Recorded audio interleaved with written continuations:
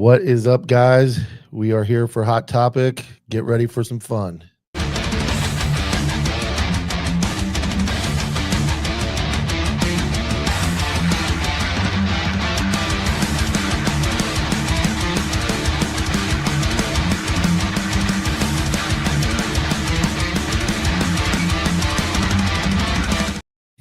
All right. That's my new little intro there, the Hot Topic intro. I'm here with Jordan Ennis, and we are going to talk about the vascular neck restraint, or LVNR, VNR. It came up recently where we talked on your episode about how you your agency went to it, and then I started getting requests for the policy. So let's talk specifically about that. How did that come about in your agency, and how did you guys implement that, and what's the process?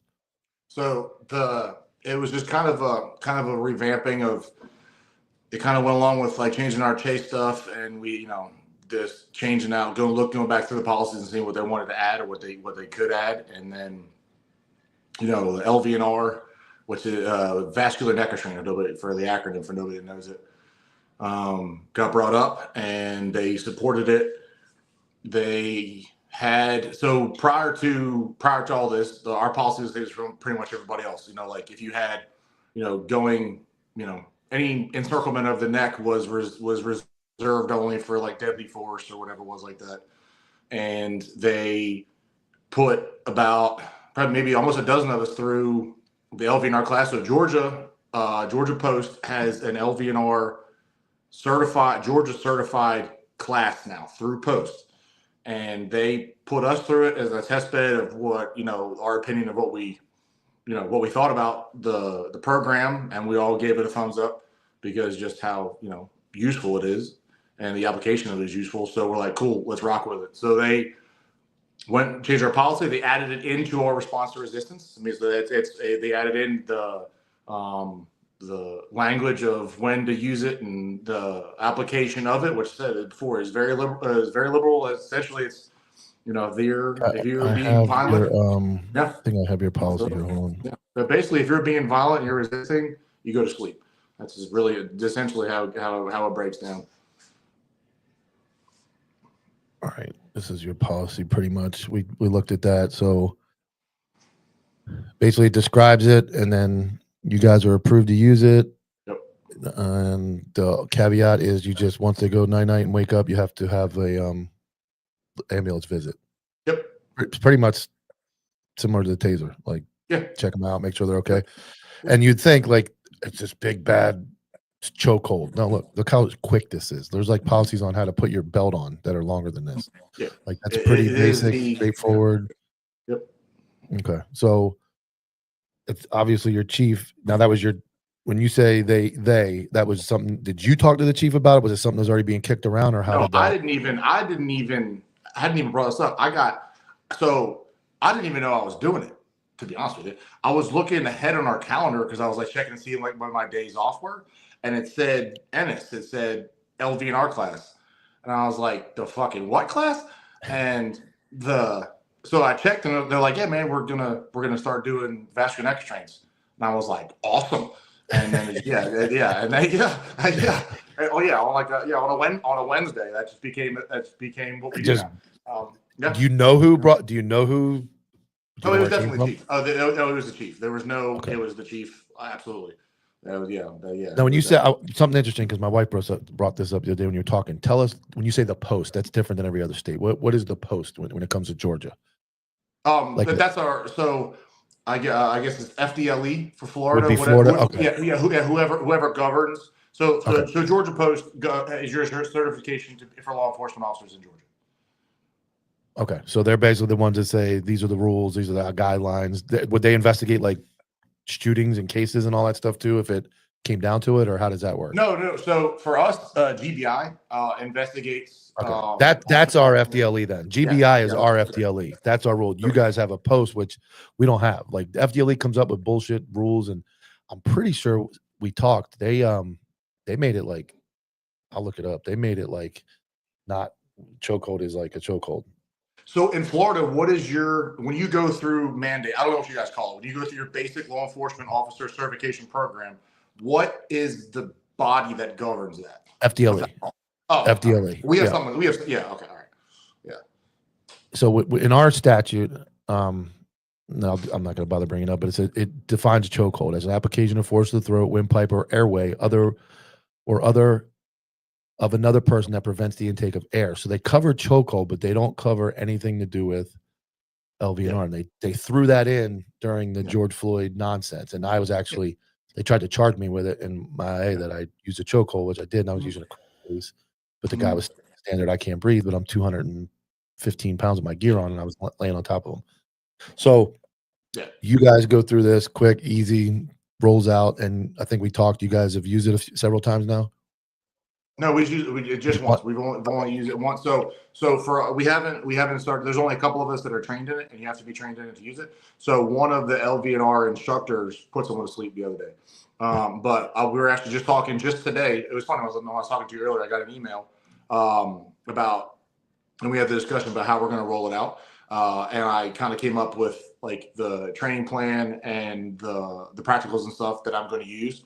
And I'm probably, because there's a bunch of us and there's enough of us where we can kind of really break it down. So starting off, I'm probably going to do my shift first. I mean, I'm definitely going to do my guys first. So I'm going to take them. We're going to go, and I'm going to each day I'm going to take two of my guys, depending on what the stack looks like. I'll take two of my guys and then knock it out. So my whole shift, that was the cool part about it. So it is voluntary. So we send if you want to go through the training, you have to be trained to use it, but it is voluntary. But we sent out the email like, hey, do you want to do this? And guess how many people said no? None. Like nobody. Everyone's like, wait, we can put you to sleep. I was like, yes. So like today, can we learn this today? I was like, yeah, man. Yeah. It's kind of like when pick comes around. It's like, okay, yeah, I'm going. Yeah.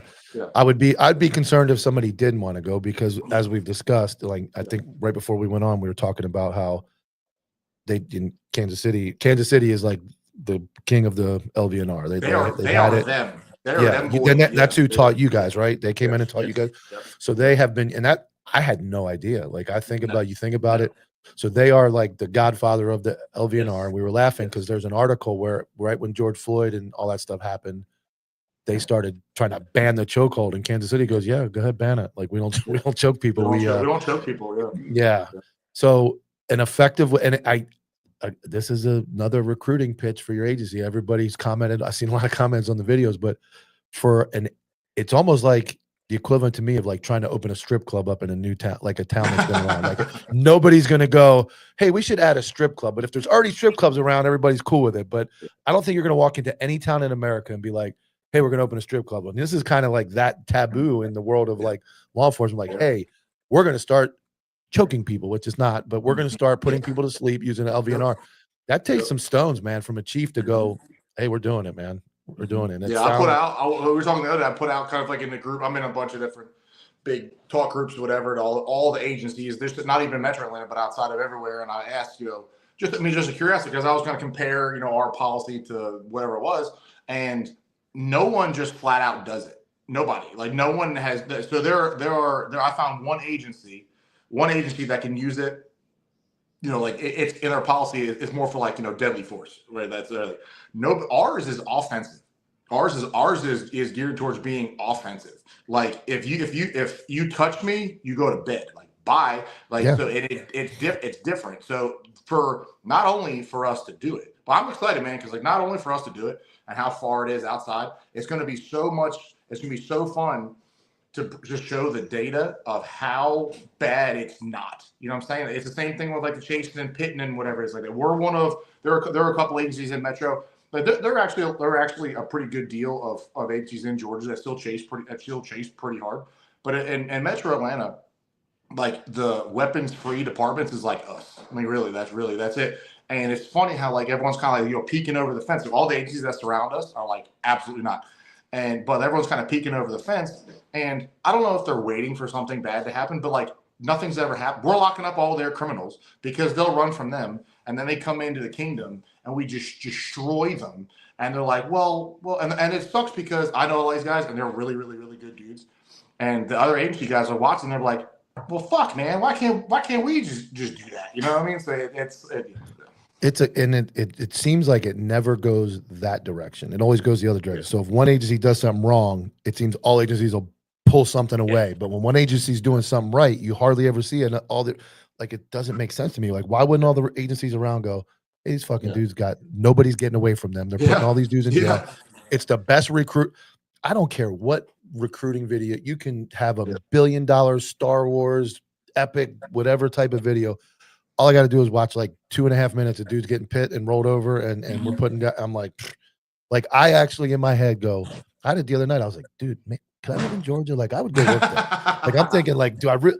I'm thinking, I love being a cop so much when it's the right way. I'm like, I could live up there. And I'm like, but that's why you guys have, 15, 10, 12, 15, whatever it is, guys standing outside trying to get in, because it just it makes sense. When something makes sense, it's easier for people to go, why wouldn't I'm standing behind a guy? He's like you said, like Kansas City coming into bar fights and stuff. It's like, I'm right here.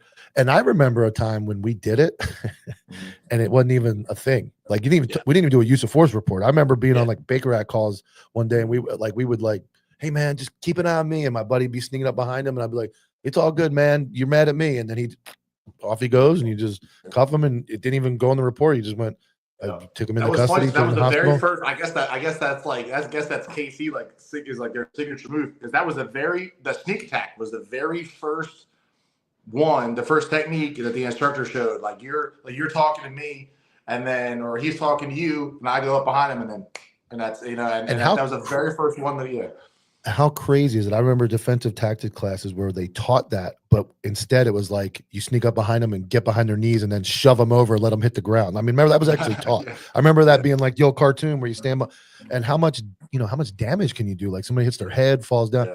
Why not just put them to sleep? And I mean, and it's just, I guess it's someone somewhere, or a collection of people somewhere, just like everything else, who are just ignorant to the actual facts of the situation and look at the optics of what it looks like, and they spin it to being like it has to be bad. They don't know. They know fuck all about it, but they think, oh, it has to be bad because of this. They don't even care about the data. Well, it's whatever because this. So it's got to be terrible.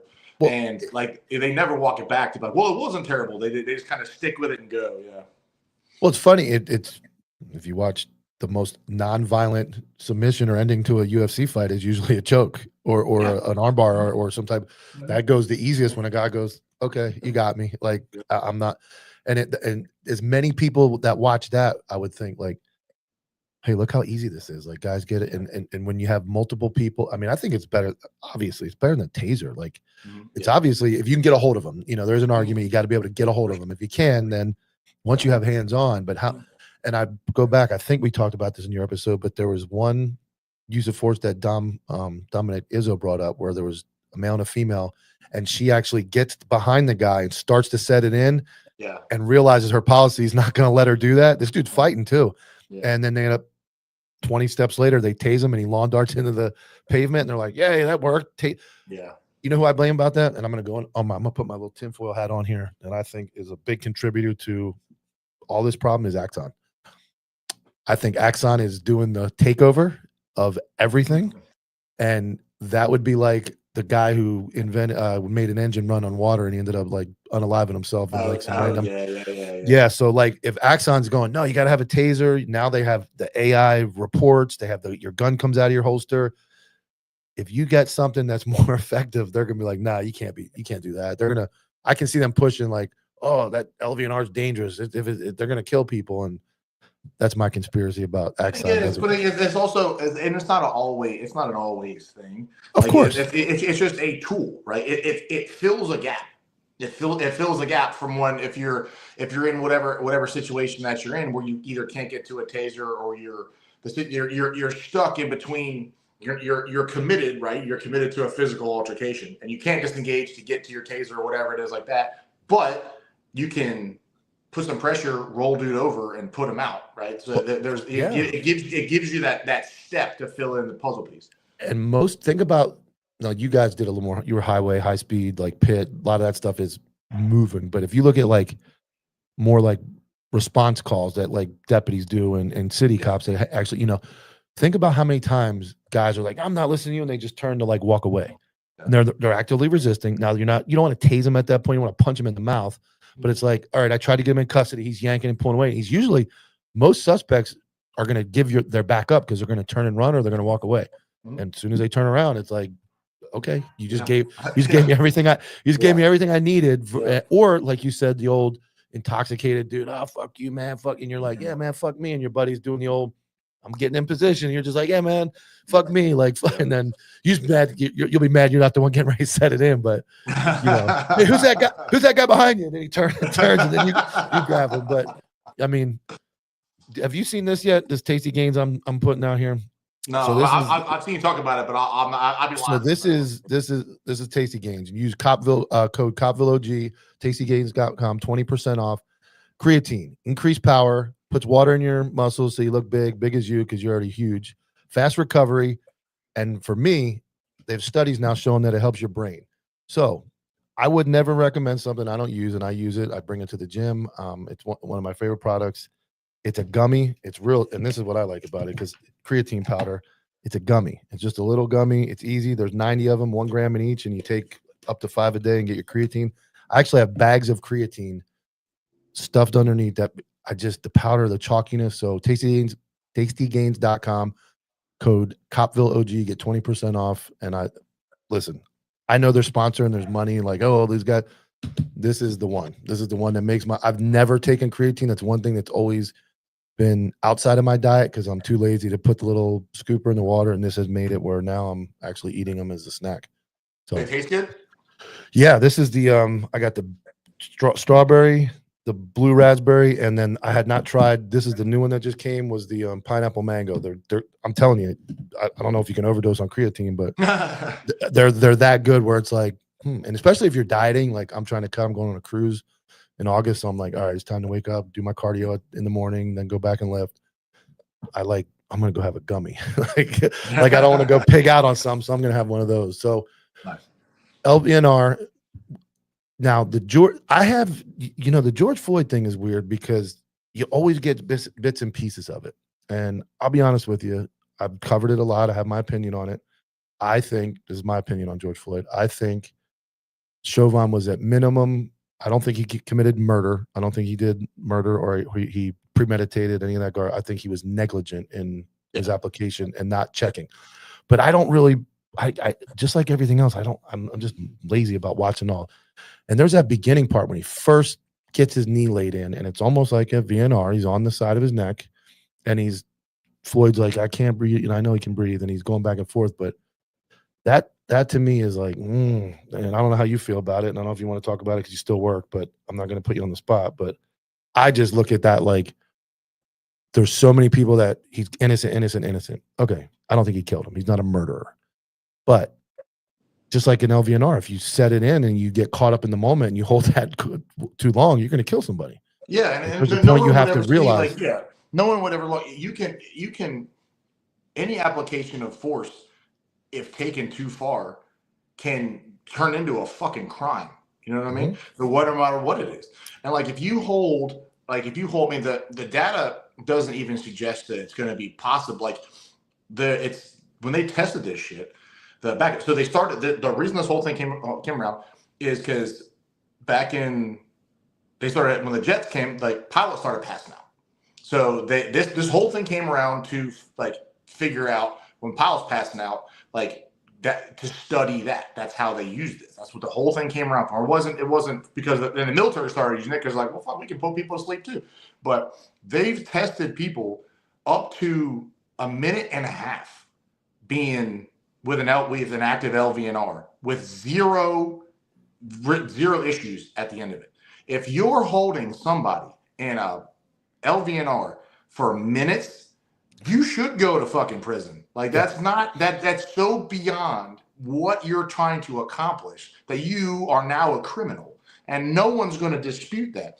Do I think Chauvin wanted to kill that dude? No. Do I think that he took it so far? He had accomplished what his application of force was meant to achieve. He achieved it and then went so far past it that it was not reasonable any longer. Any cop would look at it like, dude, what the fuck are you doing, man? Get off the guy. Like, just come on, dude. Like, And I'm a shit talker, and I'm the not fucking around crew type guy too. I said some wild shit like that. If you watch the beginning of that, I don't know if you've ever seen the very beginning when he first goes and gets him out of the car. Yeah. And it's the hood. I get it. You want to be a little aggressive, but it starts out even there like pretty animated. And I understand it's a shithole fucking Democratic fucking piss pot of America. I get it. But it started out pretty rough from the rip, and it just never. And they were like, the one thing that makes me lose the most sleep is they were like that close to getting that door shut and just leaving them in the back seat, and we would have never known who Derek Chauvin and George Floyd were because they would have drove away. We got some comments up here I'm going to show. We got Jerry Worms, the original GOAT. Is it possible that states will implement? I hope they do. I hope they do, man. I really, Here's really one do. for you. GSP pits are like porn. Definitely. No, definitely for the story. Yeah. I don't know what this one. This is fantastic news. I don't know what he's talking about there. And then Copville, I'd get in your guard if you asked. You don't want to be there. I'm a little heavy right now. You don't want to be there. I was rolling this morning. It was my first. I hurt my shoulder. It was my first day back. It felt good. Yeah. So I like I said, I'm just did my X-ray. I have to have an MRI. And my knee is jacked. And but I had the moment after we talked the other day. I was like, you know what? I think I'm going to do it. I've already started the cardio in the morning, 30 minutes before I work out, and I go back and work out later with my wife, and then I'm going to hit that no-gi class up. And I enjoy it too much. I was really good. I was really good about it. Like I was really good about letting it heal up. And then I had one of the guys I work with, this young cat that I work with. He just started. Solid dude, like in phenomenal shape. Just loves it. You can tell he loves it. That shit motivates me. So he hit me up. He's like, "Hey man, can we go roll?" And I was like, "Absolutely." Absolutely, man. So we went in and we kicked it. Yeah, we just like went in. I just took my uniform. We took our armor and belts and shit off, and I just rolled in like a t-shirt and like my uniform pants.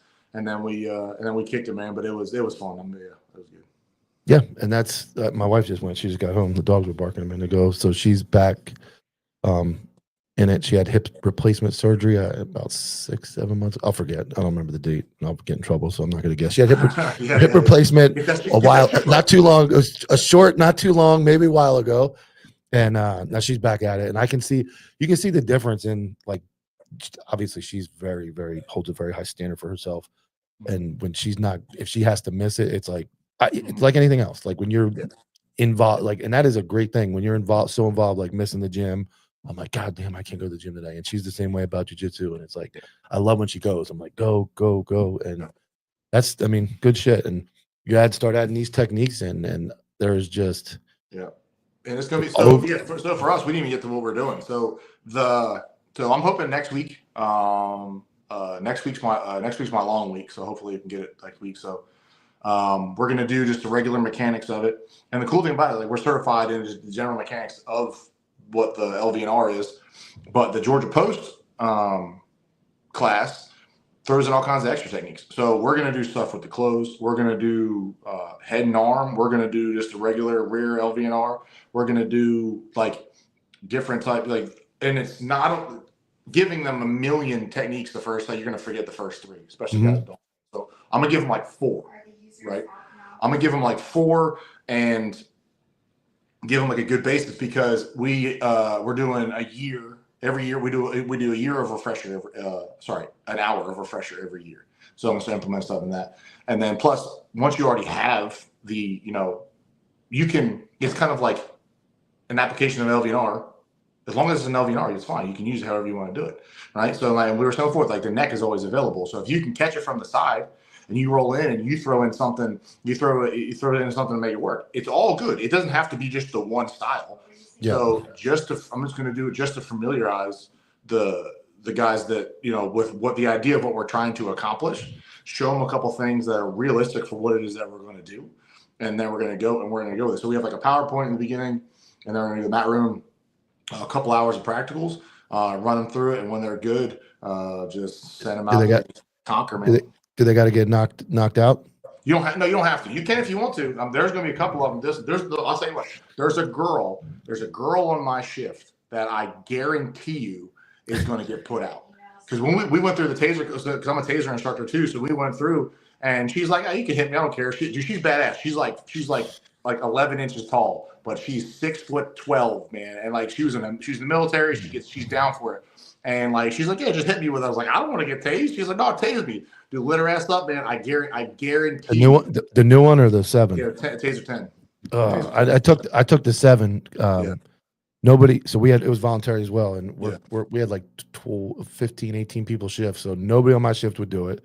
And then the next shift, one of the freaking fat sloppy crybabies actually called the union and filed a complaint that they were going to have to make somebody from the shift get tased, which you don't, but they were like, so I actually said, fuck it, I'll take it for both shifts. So I held over and took it right in it was not. It sucks. It's not fun. I've been hit with the X26, the X2, and the 7, and none of them are great. I would never. I don't want to do it. Like why would you want to do it again? She was like, yeah, hit it. I'm telling you, I guarantee. She's like, yeah, man, put me to sleep. I'm like, okay. I got another couple statement here. Love the live, bro. Thank you. Bought some Copville stuff. Appreciate it.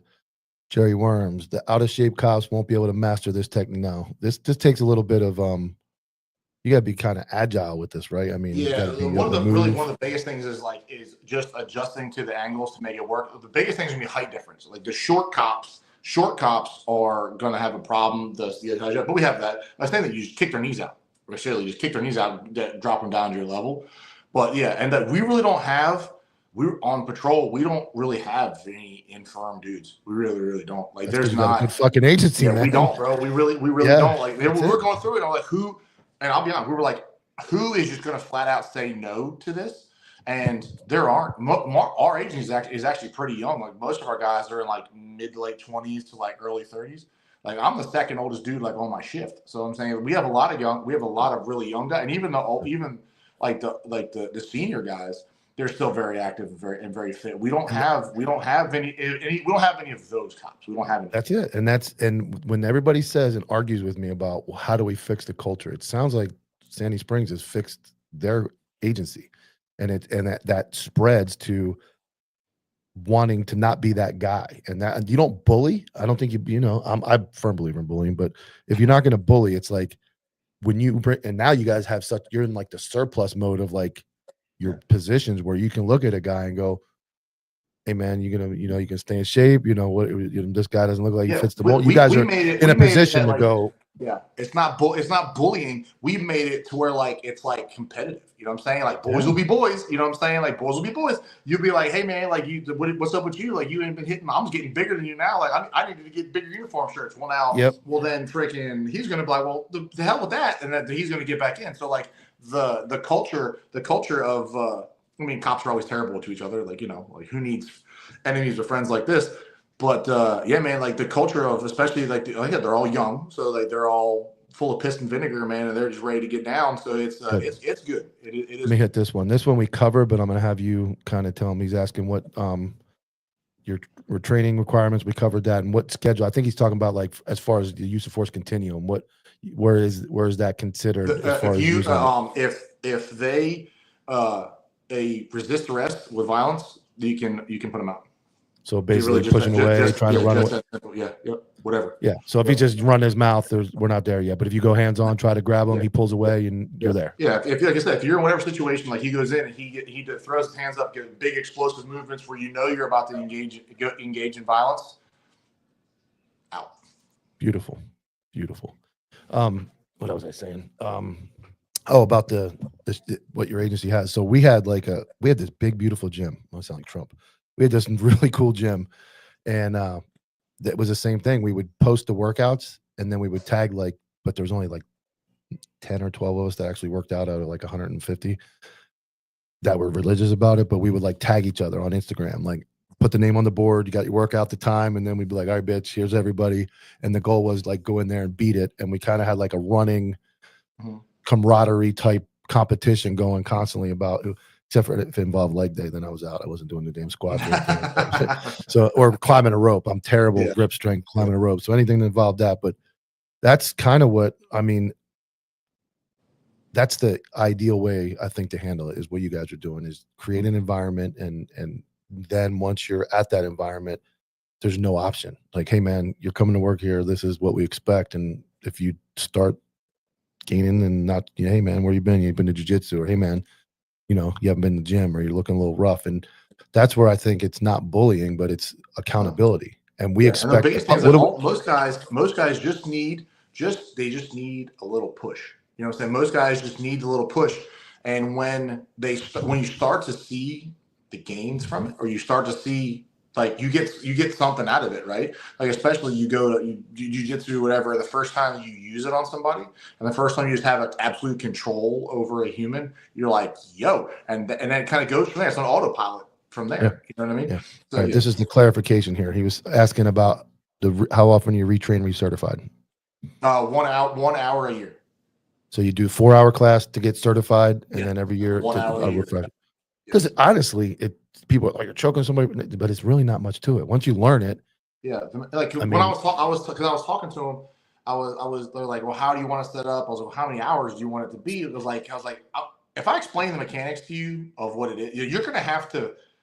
If you say some ridiculous number, like I'm gonna have to just make it. You just have to rep it 1,000 times because there's not a lot to it. It's a very simple setup. The mechanics are very, very, very, very, very simple, but just the understanding of what it was and just the familiarization of doing it. But there's not a lot because everyone wants you can't make it too short, right? Like I could teach my wife.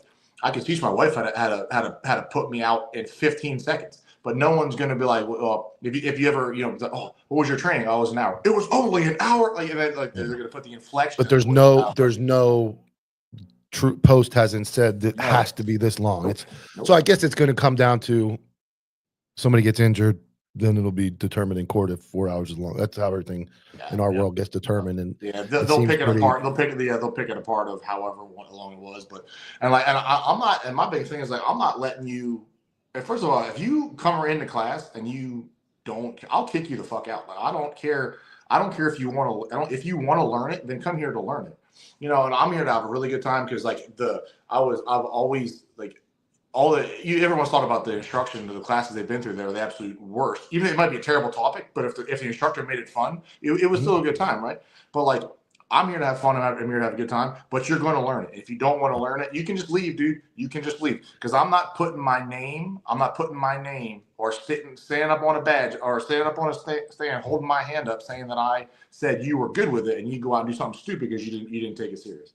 I would think, and I'm not trying to put you on the spot, but I would think with your amount of exposure through YouTube and everything else, that guys walking in there are probably like, I don't want to fucking piss this guy off, or I don't want to look like a clown in front of. I mean, you're in good shape. You're a big dude, and then on top of it, you've got like I can put together a montage in like 2 minutes that covers most people's career, and that was you for like a week.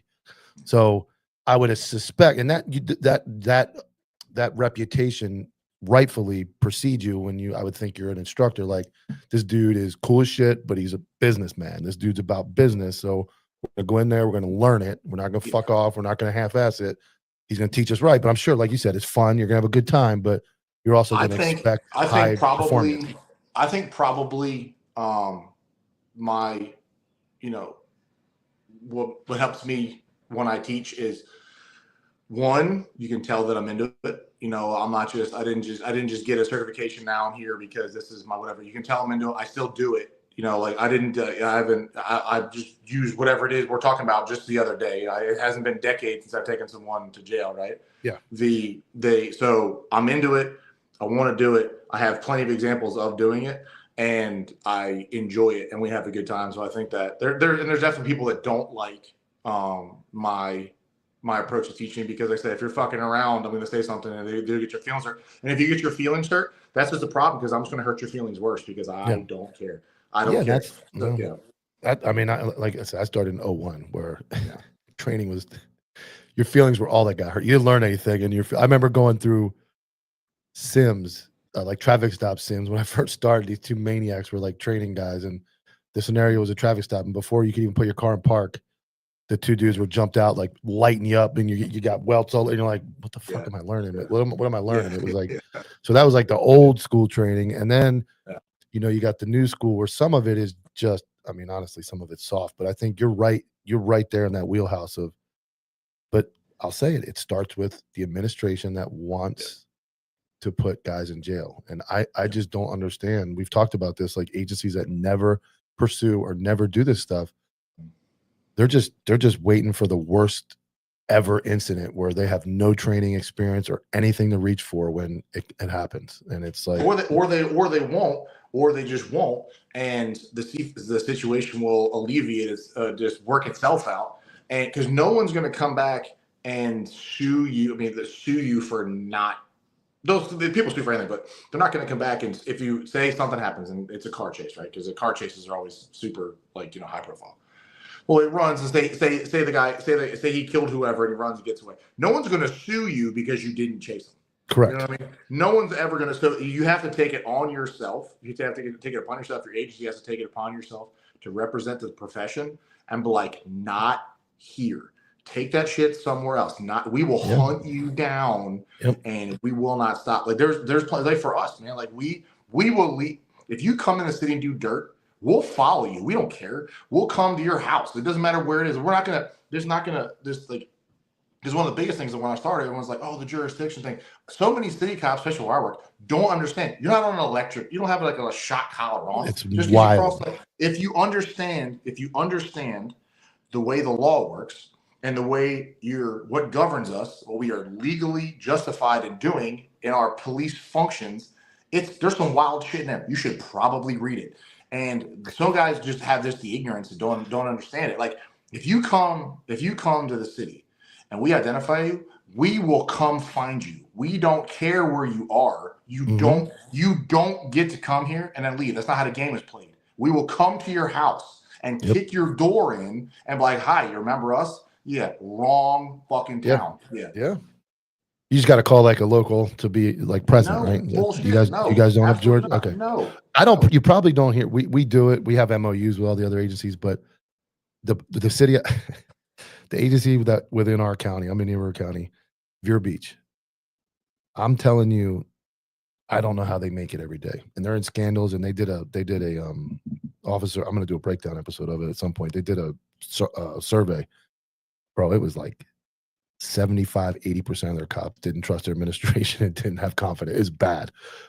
Only I'm saying that is they're not trained. So I think of a case where you're talking about, I had a dude steal like a $900 iPhone off a counter. Him and his girlfriend grabbed his phone. I catch him. Happened in the city. It was like the next day. I catch him, pull him in the parking lot. I call the city. I'm like, "Hey, I got your two guys over here." They show up. Lady's like, "Yeah, I needed money. I grabbed it." Dude's like, "Yeah, they sold it." He's like, "Okay," takes down their names. He gets in his car and he starts to drive. I said, "What?" I said, "Where are you going?" He's like, "Oh, I'm leaving." I'm like, "The back, like, what are you doing?" He's like, "Oh, they're in the county." I'm like, "They're in the county?" I'm like, "What are you talking about?" He's like, "I'm gonna go get a warrant." I'm like, "You're gonna go get a warrant?" I'm like, "They're fucking standing right there." And he literally, untrained, no idea what he's doing. That's how they operate. Left the two suspects, now knowing that the warrant's coming for grand theft felony, and he drives away. And I'm just like, what the fuck is going on? We had one just the other day. So we had this crime spree car. Like I said, we're all tied in. We had this crime spree car, was in another county. And they had been stealing Hellcats and whatever, and they'd been in shootings, and they were in a robbery and all this, whatever it was like that. So they had came into the county west of us, and the county west of us chases, but it ran and got away. So they came into our county and drove into the city. And so I know it's there because we have flock cameras and stuff like that. So I start following it. So I come up, it just drives straight through like the top part of the city, drives straight through, goes into the other county. Well, you drove through my city. And that offends me. So now I'm gonna find you. We're gonna have a conversation. So I go in and like it was funny. So my GSP, like some of my crime suppression buddies who I hadn't even seen for a while, they come up and they're looking at two. I go into the next county, into the city in the next county, and we get in a chase with it. So we get in a chase, and I end up ramming it, and then we end up getting dudes, whatever was like that, and everyone was like, "Oh my God, you can!" I was like, "Yes, I can. Yes, I absolutely can. Yes, I absolutely can." Like, and this is why. Do you guys take them to this, because you have a county jail? So as long as you're in your county, the county is your home then, right? Yeah. As far as, so if you go outside the county, I know in us, we go outside the county, we have to take them to the other jail, unless we're. Well, that was also that one was funny because my buddies, the GSP guys, actually kicked it off, And then so I ended up catching him, and I brought it back and just handed him over to him. I was like, "All right, bro, see y'all." And they just went on about my day. Your agency's cool with that. Yep. Oh yeah, for sure. Absolutely. Yeah. They love that shit. Yeah, it was great. Yeah, the famous words in here, like the city, is like they're just like, let it get to the county. And I remember going back to when I worked there. I worked at the Vero Beach Police Department from 01 to 99 as a dispatcher, went to the academy, 01 to 04 as patrol, and then I think I was in 2 car chases. And this is how bad it is.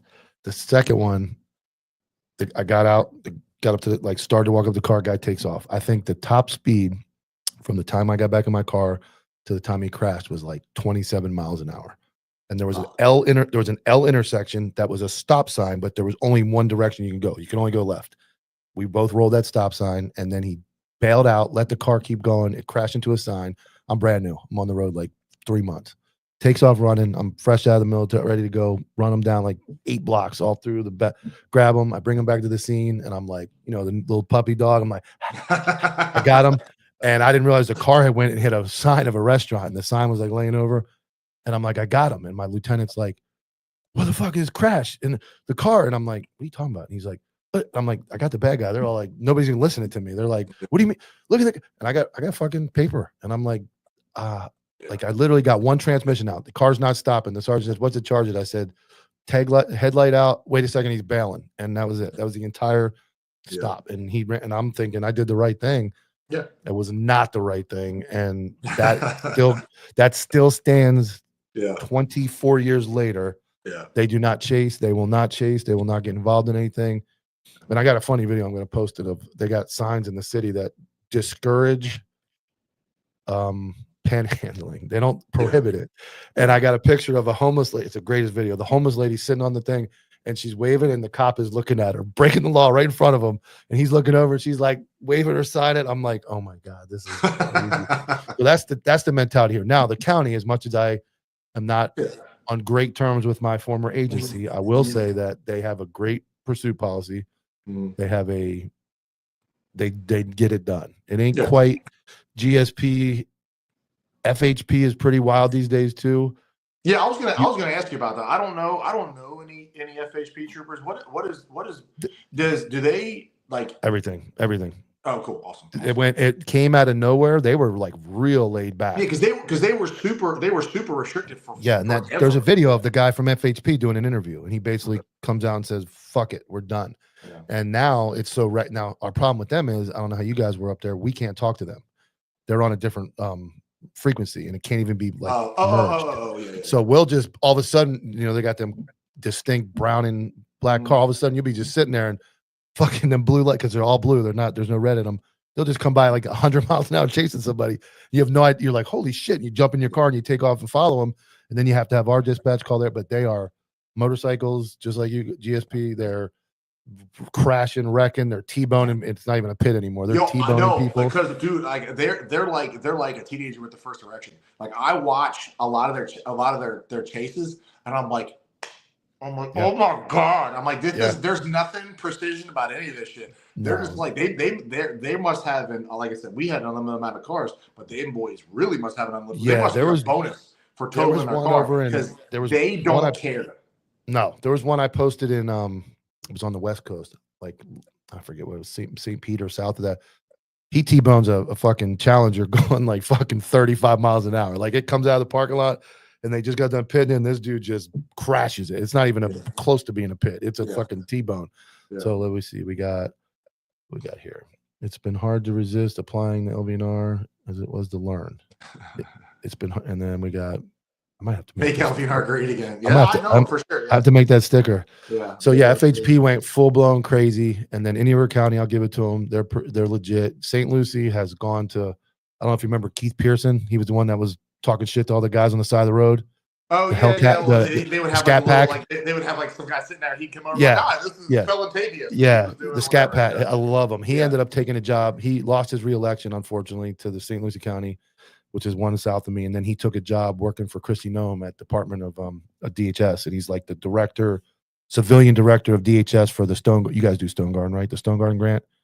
You ever heard of that? The Stone Garden's like it's a federal grant that goes to all states. And basically it's DHS grant. You guys might be too far inland.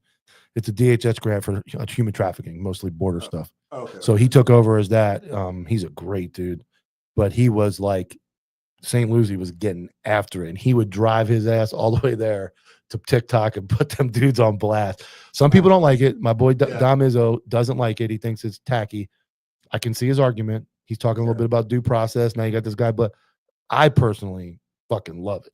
Like that's just me. Like I love his famous one was that dude out there that he's like, you ain't getting away from the Scat Pack, and they were out there going a billion miles an hour because we have turnpike cameras and stuff where I could see them getting off, and I was on the bench by then on the RTCC, so I was watching everything. But we're our agency's really good about chasing. Cool. We don't have plus 15 surplus like you guys, but and then in Florida, once you get past those, Martin County is good. That's 2 counties south.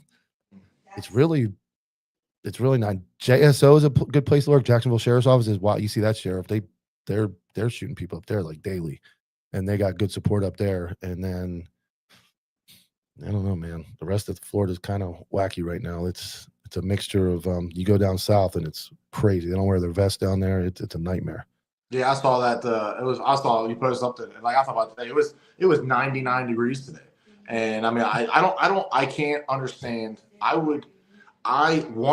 think one time I was like going to teach training or something like that. Like I forgot my armor because I forget what I was doing. I did something, but I forgot my armor. Like I got halfway there, and I became physically uncomfortable. I was like, "Well, shit." I was like, "What am I going to do? How do you not wear your armor?" I don't understand not wearing your armor. And I wore internal carriers forever. So like they have the external carriers. I have an external carrier now, thank God. But I wore internal carriers forever, and that's the worst design in the world. And I always wore my armor. Like there was no way I wasn't going to wear my vest. I don't, and I get my wife gets crazy about it. I don't blame her, and I'll give her credit. This agency, my agency, was very bad about it. Working it was okay, but. And I was guilty of it. The SWAT guys, we would just go to training, all load up in the van, no vest, go eat at a public restaurants, walk around in Publix, get food, and the mentality always was, "Oh, we're SWAT guys, we can shoot better. We'll catch them before." And it was a dumb mentality. And I'll give credit. GSP didn't wear their vest either. Yeah, these guys they came around. The SWAT team guys started being an example. They wear their vest now, and it's still not all the way here. And I think I've said this before, like. They'll stand in front of Walmart, and our Walmart's like the disaster zone, like the middle of our county, like ground zero. All the problems, like 5 shootings in that parking lot. And these guys will stand out there in community affairs events and just walk around with no vest. And I get it, it's hot, but I'm the same way. It's like I always wore it. And I got made fun of, man. I'd be like, the only one sitting at the tail with my vest on. I'm like, all right, bro. When the motherfucking bullets start flying, like the GSP uniform, like so. I luckily wore the dark uniform a lot but like when you wore the crap baby blue thing, the one you stare at too long and it gets dirty, like that's not a working uniform. But like, especially when you sweat, like I'd be out chasing dudes. I come back and like you could see my armor because everything else my shirt was soaked and I had an outline of my vest and it looked like crap. But I mean, whatever. It is what it is. People are like, "Oh, sweat." I'm like, "Yeah, man," but I'm not going to die. Like, No. Now, if you watch anything South Florida, anything, when you go West Palm, nothing. You get south of West Palm, bro, they got that Miami Beach and Miami, bro, it's so bad. So bad. Like, they have polos, and they got their body camera magneted to their polo, full gear, working the road. There's one video I posted during like a altercation. They're like arguing with a bunch of dudes on a disturbance call. Nobody's wearing their vest. The one video, Brennan from BJJ Cops, and I broke down 2 girls fighting with that black dude going into a grocery store, and the guy has to come save them. Neither girl, she's a sergeant. She's got a sweater, a hoodie on or whatever that says Sergeant Sheriff, and it's like, here's one. I'm gonna put that up. This is a guy out in San Diego. They say it's Stone Guard money because basically what it is, it's a lot of free money. And the agencies, what they start doing is they bank on that money, and the sheriffs are being slick, and they're using that for like more than it's supposed to pay for fuel for the boats, fuel for the helicopter, overtime. But these guys are working like 3 details a week, 12, 10-hour details, and it pays all that money. But I'm sure these guys are putting a little bit in their pockets as well as far as budgeting it for other things. But it's a good grant. So we got vests, we covered LVNR. What else we got? I'm going to try to do this weekly. You're welcome to be pop in. I'm going to do every Wednesday, 7 o'clock. Dominic Izzo goes live at 9 o'clock on Cop Talk over on his YouTube. So I didn't want to get too close to him. Well, I would get close to him, but I didn't want to get too close to him in recording here. So I'm trying to pump. This is going to move to the Counterculture channel as well. It's on my YouTube tonight, but I'm going to actually bump it over to Counterculture. We're trying to have the show over there. And I appreciate you coming on, man. It's always a pleasure talking to you. I think you're I'm glad. Like I was talking to Jerry Worms today, and a cool story. I'll tell this one real quick. I got a great kid up in Michigan, and he's fighting cancer. Really awesome dude. He reached out to me, and I sent him some stuff, and he's texted me today, and he says he sends me a picture in chemotherapy with his Jerry Worms shirt on. So I'm like, you know what? I said, what's your number? I didn't tell him what I was going to do. I said, what's your number? So I said, texted Jerry. I said, hey man, give this kid a call. Talk to this kid. Or reach out to this kid. He calls him. He tells Jerry that he looked up to him. He's only 23. Looked up to him, saw his episodes as a kid, and became a cop because of him. And he wears Jerry's shirt every chemotherapy treatment. Nice. As like a motivation. Nice. So by Jerry calling him, the kid was like, "This." So I start talking to Jerry, and I feel like you're in that same category of guy. When I said is, guys see you do all this crazy shit and do all this really good police work, but we are conditioned as guys like you are conditioned to not ever look for credit. You don't, and not ever seek out credit. You just kind of keep doing your job. And it's the guys, the TikTok cops, or the guys that were never, I'm going to say, I don't give a fuck. Most of your guys that are out doing conferences and training, they ain't never really been cops. I'm telling you, they haven't. I don't care what anybody says. There's some that have, but all these goddamn guys, they ride the badge and go teach bullshit that they never did. So when I see a guy like you, Jerry Worms, and I can bring you guys to the forefront of the law enforcement community through these lives, and it means a lot to me because you're the guys that can help change the culture. You're the guys that are the culture of real law enforcement that are doing the job for the right reasons, the right way, training, all that stuff. And you guys, by talking, which most guys won't do that are like you, and I'm glad you do, it allows people to go, man, this dude's fucking a maniac on the thing, but he just looks like a maniac, but he trains, he does the right thing, he's got a good mindset. So you got like everything going. So I think it's real important, and I appreciate it for somebody like you to come on and talk about this stuff, because that's what's important, is changing the culture. We can yell and scream and get on stage and bitch and say this, that, call him fat, this, that. But when they start hearing a guy like you go, man, this is the guy. And look at all that other stuff he does besides crash cars. He does instructing. He's all that cool stuff. So I think you're great, man. I really appreciate you coming on here and giving your time for absolutely nothing but the time to talk to these people. Yeah, I appreciate the biggest thing is like I never I don't even know what term you want to use, famous, infamous, whatever, with the shit that I did. I didn't like any of the people that wanted to talk to me because none of them were cops. You know what I'm saying? Like there's not, and we're going to talk about what happened. We're not going to talk about, the lifestyle and the people that I wanted to talk, all the agencies, man, it was insane. There was like Australia and shit like that. I'm like, I'm cool with it, dude, but like you have no idea what it's like to do this. And I don't care. That was my job. This is what's expected of me, and this is what I do. I don't need to talk to anybody about it. I don't need to sell it to anyone. This is what I do. I will go tomorrow and I'll do it again. I never had any interest in talking to anybody that wasn't a cop. And like I said, how the fuck you found me? I don't even know how you found me. But like, so State Boys.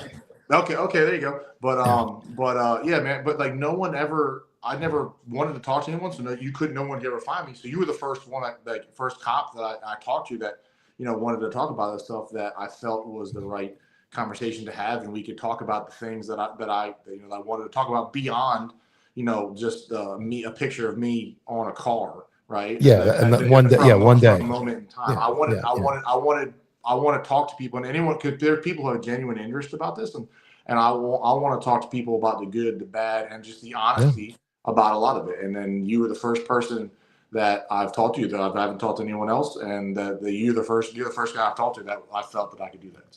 I appreciate it. I bet crime has gone up in Atlanta since Enos left GSP. Yeah, and I think that's what that's what I'm saying is that, and I'm not I hate being filtered sometimes, but I got to stop it. There are most of your cop podcasts are just that same. What was your worst call? What is something? Why did you be a cop? I get it. And that's what I didn't want. When I said podcast and I thought about Tyler and Brent doing Anti-Hero, and it was different. And then we started Counterculture, and I'm like, it's going to be different. And I think obviously my meme page is very different.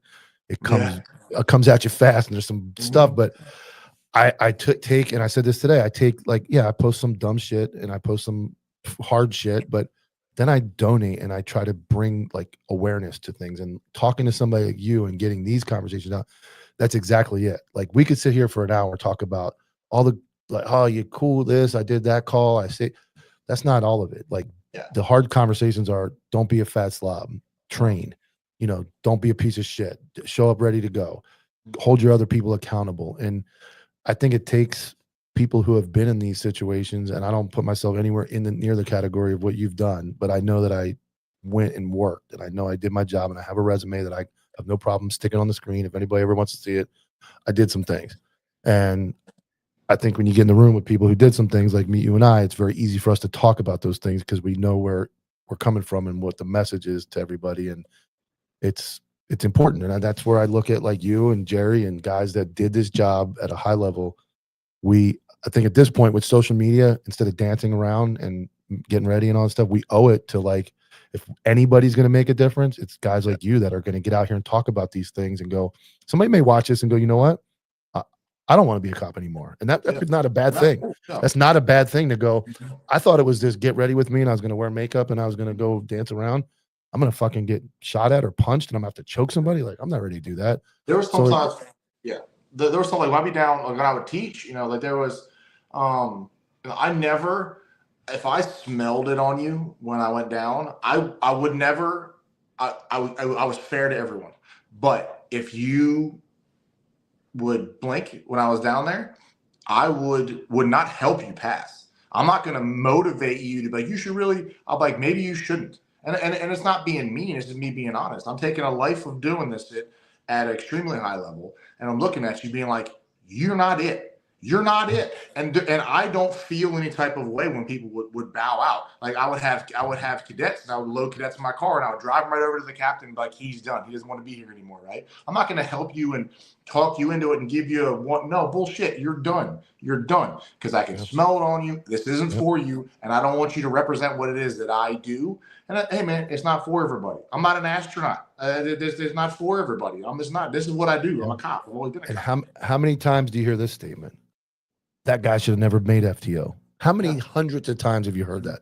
I get it all the time in my DMs, and I get it. And it's like, what, we are failing people if we're putting people through a program and not hurting their feelings or telling them exactly that. Like, hey, bro, this shit ain't for you. We hired a chick that was related or dating or with somebody at the agency. I don't care who sees this. She'd be hard pressed to be like a clerk at like a grocery store. And we put her through the fucking police academy, put her in a fucking uniform and put her out there. And they tried to get her pushed through the program. And thank God, this poor girl that had to train her stood up to the fact that it wasn't, and she got washed. But what a disservice to somebody. Like, what a disservice to an agency to fill a hole because you're not recruiting well or your agency's short with somebody who you can look at from plainly and go, this person is not capable of doing this job. How many other times you walk around in public and see cop and you're like, that dude, fucking no way. And that was why I never was an FTO, because so I had taught shit, bro. I don't even know, 15 damn trooper schools. And so I could pick, not even me, the cadre, we could pick you out because we're all senior dudes. We could pick you out day one. Oh, like Smith is not it. I'm telling you right now that man is not it. And it was, and that they would go through and he would kind of eke and whatever. And then you get to the FTO, and the FTO is like, you guys are you're the gatekeepers for the department. Bullshit. Because you could document about how this is the worst dude, the most embarrassing dude to ever put on the uniform in your department's history. And they'll be like, yeah, well, and they get him out, and then he breaks policy, he gets fired, he quits, he does something stupid. And every single time we're like, we told you. We told you. So I never want to be an FTO because all you're doing, I'm just having this human just ride around in my car. It doesn't matter. I don't want to, like I said, I will do whatever you need me to do, but it has to be legitimate. You don't tell me to document and do whatever when I know you're not going to do anything with it. So why would I ruin my day riding around with this jackass in my car that I can't get rid of, even though I know you should go nowhere? And I'm like, no. All it takes is being friend. We had guys that were friends with the sheriff or pilot. Oh yeah. We had a guy. Listen to this shit. Back when the new sheriff took over in 2008, he won. We had this dude. We had a guy named Dave Turner. And he got what was going to be the undersheriff, who was an attorney, went through the academy, put in his car, and this motherfucking Dave Turner failed him, dude. Failed him. Rightfully so. Failed him. Obviously, the sheriff won. He brings a guy in, and he got fired unjustly. They brought him back. Took 2 years of appeals. They found a bullshit. But that dude, he had integrity. He's like, I'm not passing this fucking dude. I don't care who he is. And he failed him. And everybody's looking at this dude like, bro, you just failed the fucking undersheriff. Like, you watched the undersheriff out of FTO. And he did. And like, he held the line. Like, this is not. And I'll tell you a funny story about my wife. She was a training sergeant. She failed the sheriff at quals. He didn't make it. And she fucking said it. But like, how many people will do that? She tapped him on the shoulder. She said, hey, boss, you missed it by 2 rounds. You got to go reload. And I'll meet you back down here. Get a fresh piece of paper and hang it up. Like, literally, the old sheriff, she failed him. And I still laugh about that. I'm like, bro, you got some balls. Like, you failed the sheriff on the quals. Like, there's agencies I've heard where guys have failed like a captain and they get fucking fired, or back in the old day, you get like shit cans for that. So man, there was sheriffs, man. Sheriffs are wild. Them boys got some egos. They're sensitive. There are guys here. I've talked to you plenty of times that, like, when they find out you apply to an agency, you're fired on the spot. That you are fired immediately. Like, there's not like some sheriffs are good about it, and like they'll kind of like, they understand. But some sheriffs, if they smell it, they're like, that's it for you, and you're gone. Yeah. Like, God. Yeah. It's not as bad here. They implemented a career service bill to save that from just automatically gone. But I talked to guys still in like Alabama, Arkansas, over that way of that wild part of America, where one bad day and there's no protection, which I don't agree with that either. But there's both ways that it's easy, because now, unfortunately, like, the union protects shitty cops too. It does, man. So I come from the north, right? We had the union. Like, oh, that's awesome. I mean, it's really not. All it does is keep crap cops around. Like, I never needed to do union representation because I'm not an asshole. Like, I would go do my job, but they would just harass and just annoy. You could get caught with a dead hooker and a kilo of coke in your trunk, and they'll get you your job back eventually. But all the cops that work there are like, we don't want Dave back. Dave's an asshole. We don't want him back. Yeah. No, he comes back. That's what happened here. We tried to implement a physical fitness standard that before the sheriff caved and lost his spine, he was going to stick to it and make people get in shape, and had a whole process put in. And then everybody bitched, complained.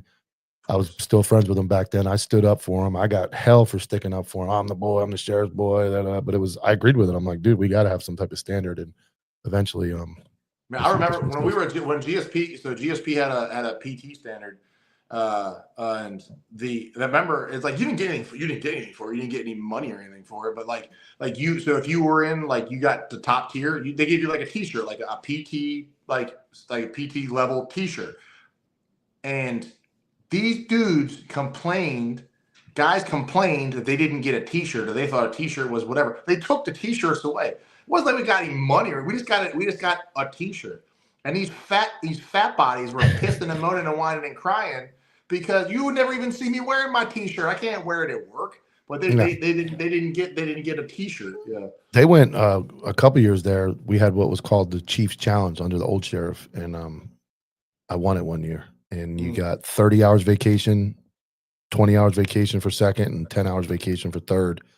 And then the big email went out, and it was funny. I showed up and did it, and I beat the fastest time. And the undersheriff is a good friend of mine. Well, he's gone now. He was a deputy chief. He got railroaded by this administration like I did.